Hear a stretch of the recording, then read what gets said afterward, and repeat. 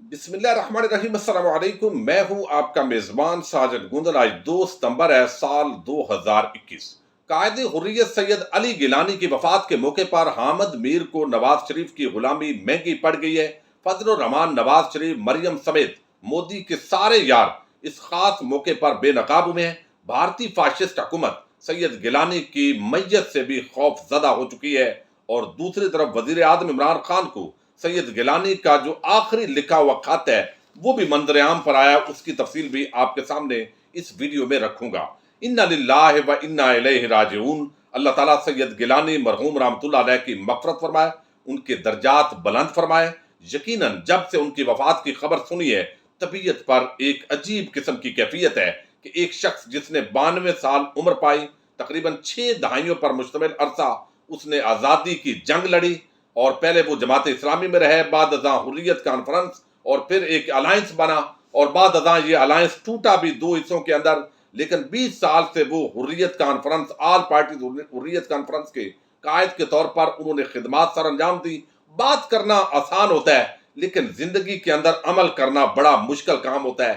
ایک طرف بھارتی جارحیت، ظلم، تشدد، قید و بند کی صعوبتیں، اور پھر بھی حریت اور آزادی کا علم بلند رکھنا، یہ یقیناً ایک بہت ہی فولادی قسم کا حوصلہ اس کے لیے چاہیے ہوتا ہے۔ کشمیری عوام، فلسطینی عوام، اور جہاں پر بھی دنیا بھر میں اس طرح کی اقوام نے آزادی حاصل کی ہے، یہ ان کی بہت بڑی جد و جہد ہے۔ اور حالیہ دنوں کے اندر افغانستان کے اندر جو طالبان کی پچھلے 20 سال اور اس سے بھی پہلے کی جو جد و جہد ہے، یہ بھی ایک بہت ہی فولادی قوت کی ضرورت ہوتی ہے۔ اب بھارتی حکومت ویسے تو بڑے ہیومن رائٹس، اقوام متحدہ جیسے ادارے بھی وجود رکھتے ہیں، لیکن 5 اگست 2019 سے لے کر اوورال کشمیر کے اندر آپ کو علم ہے کرفیو ہے، وہاں کی جو سروس ہے، موبائل سروس وغیرہ بند ہے، میڈیا کی رسائی اس طریقے سے نہیں ہے۔ اور پھر یہ تمام جو ہمارے بڑے رہنما تھے، سید گیلانی مرحوم جو ہے، ان کو بھی قید کے اندر حراست میں رکھا ہوا تھا، میڈیکل فیسلٹیز نہیں دی جا رہی تھی، اور اب ان کی میت سے بھی اتنے خوف زدہ ہیں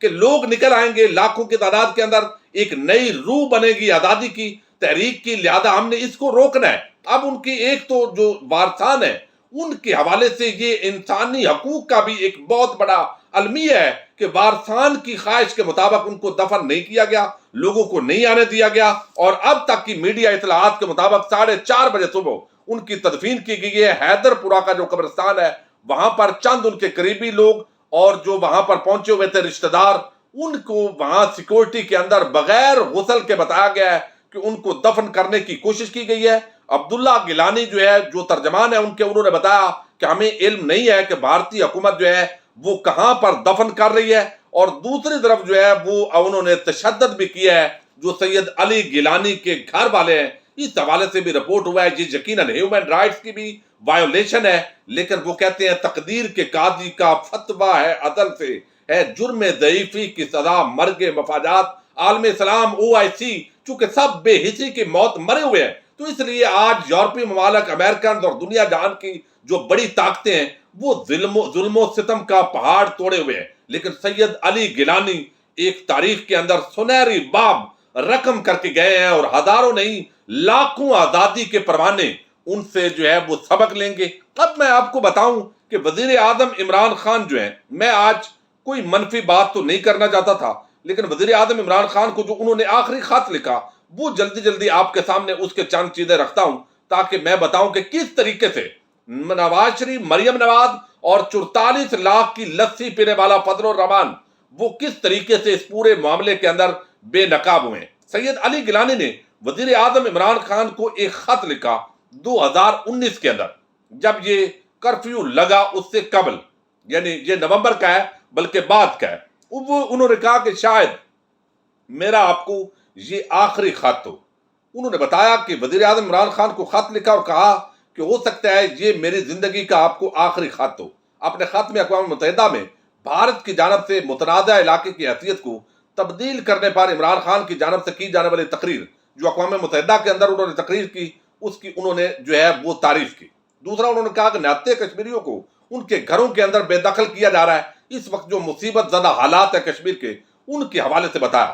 لیکن ساتھ انہوں نے بتایا کہ کشمیری خواتین کو مسلسل ہراساں کیا جا رہا ہے۔ بھارتی اقدامات اقوام متحدہ کی قراردادوں کی کھلم کھلا خلاف ورزی ہو رہی ہے. اور جو بات انہوں نے کی، انہوں نے کہا کہ پاکستان بھارت کے ساتھ کیے گئے تمام معاہدے ختم کر دے، کیونکہ پاکستان دو طرفہ معاہدوں شملہ، تاشکند اور لاہور معاہدے سے دستبرار ہونے کا اعلان کرے، تاکہ بھارت نے چونکہ اپنی طرف سے جن معاہدوں کی انہوں نے چونکہ پابندی نہیں کی، تو اب پاکستان کو بھی پابندی نہیں کرنی چاہیے. یہ آخری خط کے اندر انہوں نے لکھا تھا. اب حکومت پاکستان ظاہر ہے وہ دیکھے گی کہ اس معاملے کو کہاں تک لے کر جانا ہے. اب دوسری طرف جو ہے جو جارحیت ہوئی وہ اپنی جگہ، لیکن ہم نے دیکھا کہ پی ڈی ایم کے نام سے جو اتحاد بنا وہ بڑا، ویسے تو چند دن پہلے ابھی یہاں پر کشمیر کی بیٹی جو ہے وہ کشمیر گئی، مریم نواز، اس نے کہا میں کشمیر کی بیٹی ہوں. بلوچستان گئی، اس نے کہا میں بلوچستان کی بیٹی ہوں. لیکن کتنے مفاد پرست ہیں لوگ، یہ میں آپ کے سامنے حقائق رکھنے لگا ہوں. اب دیکھیے ان کا ہر وقت جو ٹویٹر ہے اور جو فیس بک کے پیج ہوتے ہیں وہ ایکٹیو ہوتے ہیں. جب یہ تقریریں کرتے ہیں اس وقت بھی لائیو آ رہا ہوتا ہے، وہ ساری چیزیں آ رہی ہوتی ہیں. لیکن آج ایک قائد حریت کی وفات ہوئی، چونکہ مودی سے یاری ہے. یہ خاص موقع ہوتے ہیں جب بات کی جاتی ہے نا، آپ الزام لگاتے ہیں کہ مودی یار ہے، تو یار ویسے ہی آپ مخالفت کے اندر بات کر دیتے ہیں. بھائی آج ایک خاص موقع ہے، حریت اور آزادی کی جو بڑی علامت ہے، اور پاکستان زندہ باد کا ساری زندگی نعرہ بلند کرنے والا، پاکستان کا مطلب کیا، لا الہ الا اللہ کا نعرہ لگانے والا سید علی گیلانی کی وفات ہوتی ہے. ایک طرف مودی ہے جو ظالم ہے، جو جارے ہے، جو کشمیر پر زبردستی قبضہ کیے ہوئے ہے، انسانی حقوق کی پامالی کیے ہوئے ہے. اس خاص موقع پر میں نے دیکھا کہ ذرا چیک کروں، ٹویٹر پر ہر وقت ٹویٹ آتے ہیں. مریم کا ٹویٹ آیا، نواز شریف کا کیا آیا، فضل الرحمان کا، اختر مینگل کا، محمود خان اچکزئی کا. یہ ساری جو پی ڈی ایم ہے یہ تو بڑے محب وطن لوگ ہیں. جب غداری کی بات کریں تو یہ کہتے ہیں آپ غداری کے فتوے بانٹتے رہتے ہیں. تو یہ سارے سو گئے. بھائی نہیں، دیکھا اب 14 گھنٹے کی مسلسل عوام کے احتجاج کے بعد مریم نواز نے ٹویٹ کیا ہے، اور پھر انہوں نے اپنے پاپا کے اکاؤنٹ سے بھی ٹویٹ کیا ہے. بس وہ سوئے ہوئے ہیں، ان کو پتہ ہی نہیں ہے کیا ہو رہا ہے. میٹنگز اٹینڈ ہو رہی ہیں، چونکہ اتنا جلدی ریسپانس نہیں کرنا، برطانیہ میں پناہ لینی ہے، ہم نے بیرون ملک مودی کے ساتھ ہماری جاری ہے. تو اب یہ ہو رہی ہے یعنی وفات کی تعزیت 14 گھنٹے بعد. اب دوسرا جو آپ دیکھیے کہ لسی کے بعد کتنی نیند آتی ہے، لسی پینے کے بعد. فضل الرحمان قائد پی ڈی ایم، ابھی تک جب میں ویڈیو بنا رہا ہوں ان کی طرف سے تعزیت کا میسج ان کے پیج پر شیئر نہیں ہوا ٹویٹر پر. یعنی ٹویٹر یہ پالیسی ہوتی ہے بھائی جماعتوں کی. یہ بات نہیں ہے کہ وہ پتہ نہیں فضل الرحمان کو پتہ ہی نہیں ہوگا. بھائی جو پارٹی ہوتی ہے اس کے میڈیا سیل کی پالیسی ہوتی ہے، اور مریم یہاں تو خود ہینڈل کرتی ہیں اپنے ٹویٹر اکاؤنٹ کو. اب دیکھیے کہ انہوں نے ابھی تک ٹویٹ نہیں کیا. جمعیت علماء اسلام کے پیج کو میں نے دیکھا اور ان کو دیکھا نہیں. 44 لاکھ کی لسی پینے کا آج تک الزام ہے. 10 سال کشمیر کمیٹی کا چیئرمین یہ بندہ رہا ہے، کھاتا پیتا رہا ہے اور دورے بھی کرتا رہا ہے. کشمیر کے حوالے سے جد و جہد ہوئی کوئی نہیں ہوئی، لیکن آج یہ تعزیت بھی نہیں کی. چونکہ مودی سے تعلقات ہیں، یہاں پر جنڈال آتا ہے، جہاں پر بزنس مین آتے ہیں وہ ان کے ساتھ تعلقات ہیں اور ملاقاتی ہوتی ہے، لہذا اس پر بات نہیں کرتی. یہ پی ڈی ایم ہے. اختر مینگل خاموش، محمود خان اچکزئی خاموش. ایک نورانی جو ہے اس کی میں نے وہ تعزیت دیکھی ہے، جو کہ قائد حریت سید علی گیلانی کی وفات پر. یہ حالات ہیں اس پوری پی ڈی ایم کے. کشمیر کی وہ بیٹی، کشمیر کا وہ بیٹا، یہ الیکشن کے ذریعے لوگوں کو گمراہ کرنا چند تقریروں سے. کیونکہ مودی ناراض ہوگا، برطانیہ کے اندر ہیں تو وہاں پر بھی ابھی ڈاکومنٹس بننے ہیں، تو وہ ان کو چونکہ دہشت گرد سمجھتے ہیں اور یہ حریت پسند ہے. تو ہم کس طرف جائیں؟ اس کھاتے کے اندر جب عوام نے بھرپور لان تان کی تو اب انہوں نے تعزیت جا کر کی ہے. حالات آپ خود چیک کریں. اب دوسری طرف اس خاص موقع پر حامد میر ایک بہت بڑا صحافی ہے، آپ کو علم ہے آج کل پابندی ہے اس پر. اب اس نے کیا کیا ہے؟ اس نے بجائے اس کے کہ وہ ویسے ہی کوئی بات کر دیں کہ جناب ان کا یہ کارنامہ ہے، سید علی گیلانی مرحوم رحمۃ اللہ علیہ کا یہ کارنامہ ہے، لیکن خاص موقع پر انہوں نے نوکری پکی کی ہے نواز شریف اور مریم کے سامنے. اب وہ کیا لکھتے ہیں؟ وہ لکھتے ہیں کہ سید علی شاہ گیلانی صاحب نے اپنی جیل کی ڈائری کرالا گنج سے جودھ پور تک میں سابق وزیر اعظم نواز شریف کی طرف سے اپنے نام لکھا گیا خط بھی شامل کیا ہے. یہ کتاب 2000 میں شائع ہوئی. اس وقت پرویز مشرف جو ہے نواز شریف جیل میں تھے، پرویز مشرف حکومت میں تھے، تو یہ ان کا بڑا کارنامہ ہے یہ سید علی گیلانی کا، جو نواز شریف کا خط انہوں نے لکھا. उस वक्त वो नवाज शरीफ चूंकि वजीर आजम थे तो ज़ाहिर है उन्होंने खत लिखा। ये अच्छी बात है, कोई भी मुल्क का वजीर आजम होगा तो खत जो भी हो, इस तरह की बात एक तारीख का हिस्सा होती है, तो उसका जिक्र कर दिया।